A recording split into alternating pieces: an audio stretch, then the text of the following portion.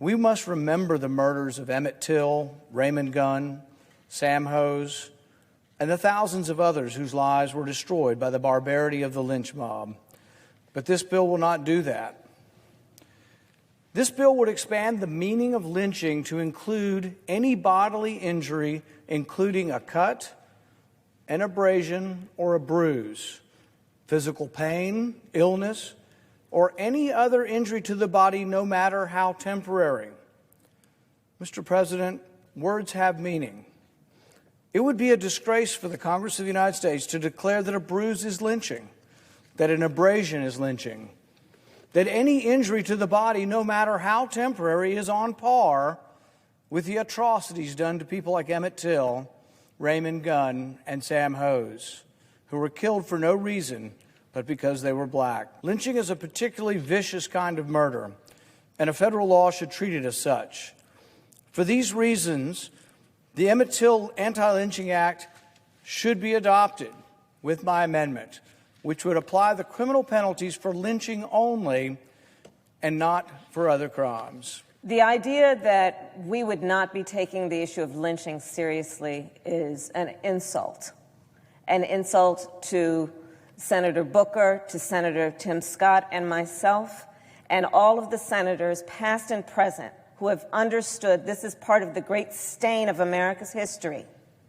To suggest that anything short of pulverizing someone so much that the casket would otherwise be closed except for the heroism and courage of Emmett Till's mother, to suggest that lynching would only be a lynching if someone's heart was pulled out and produced and displayed to someone else is ridiculous. And on this day, the day of George Floyd's funeral, on this day, a day that should be a day of national mourning,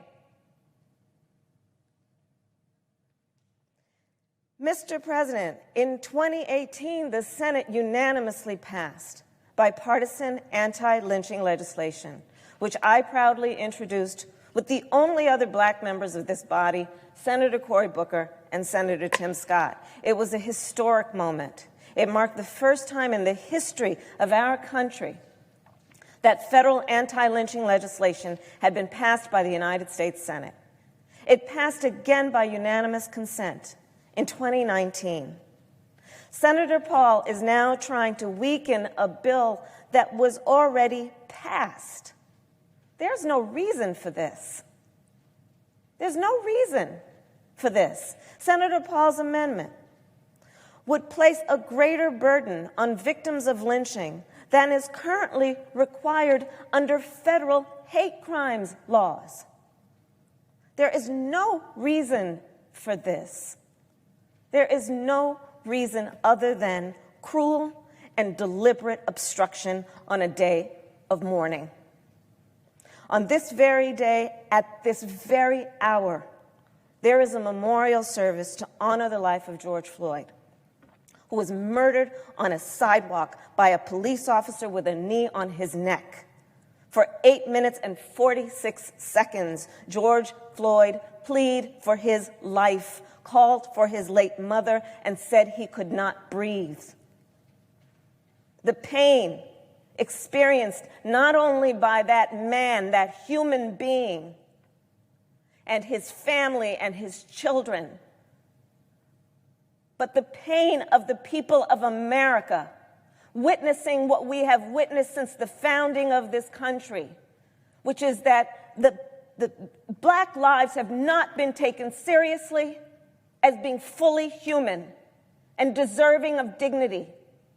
And it should not require a maiming or torture in order for us to recognize a lynching when we see it, and recognize it by federal law and call it what it is, which is that it is a crime that should be punishable. I do not question the sincerity of his convictions. I've had too many conversations with him to question his heart. But I am so raw today, of all days that we're doing this.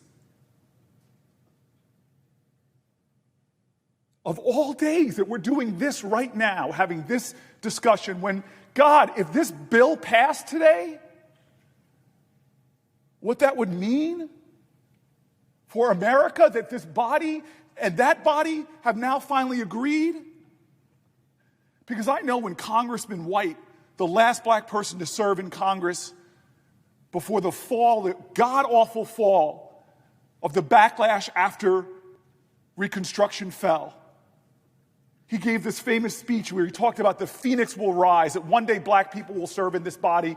And here we are in the Senate making history, the first time 3 African Americans have even served together, Republican and Democrat, and we all came together leading on Kamala's bill. And there's something about us that we knew, that it was something more than the legalistic issues that my colleague now wants to bring up.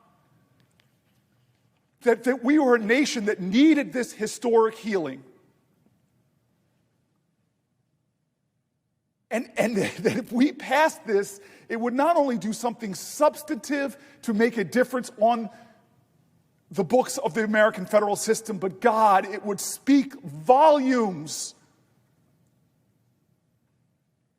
to the racial pain and the hurt of generations. I do not need my colleague, the senator from Kentucky, to tell me about one lynching in this country. I've stood in the museum in Montgomery, Alabama,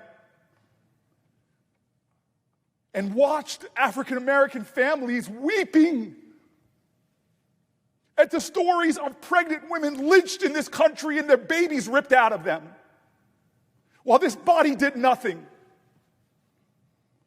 I can hear the screams, as this body and membership can, of the unanswered cries for justice of our ancestors. Every one of us is sensitive to that anguish. Every one of us is sensitive to that pain, as is the senator from Kentucky. Nothing in the bill would stop would prevent the prosecution of heinous behavior.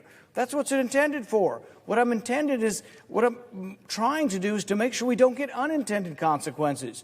We've fought the battle against mandatory minimums for a decade now because we tie up people in sentencing that makes no sense.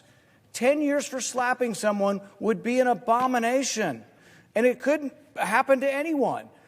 Do we want a black woman who slapped 3 Jewish women in New Jersey to get 10 years in prison? If there was a group of them, it's now a conspiracy to lynch. We have to use some common sense here. We should not have a 10-year prison sentence for anything less than, at the very least, an attempt to do bodily harm. I pray that the president signs legislation against lynching. How historic that would be. But today it is not going to happen, obviously. And I'm telling you right now, this celebration will come. This moment in American history will come. And the frustrating thing for me is,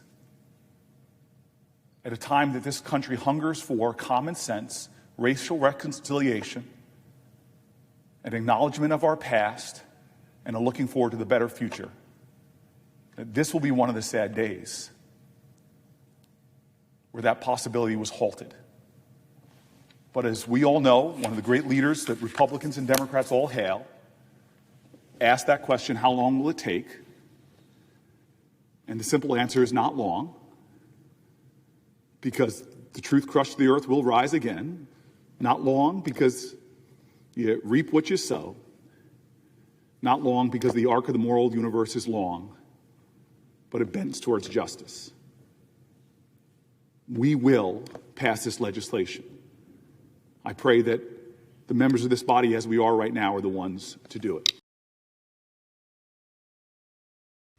Hey, NBC News viewers, thanks for checking out our YouTube channel. Subscribe by clicking on that button down here, and click on any of the videos over here to watch the latest interviews, show highlights, and digital exclusives.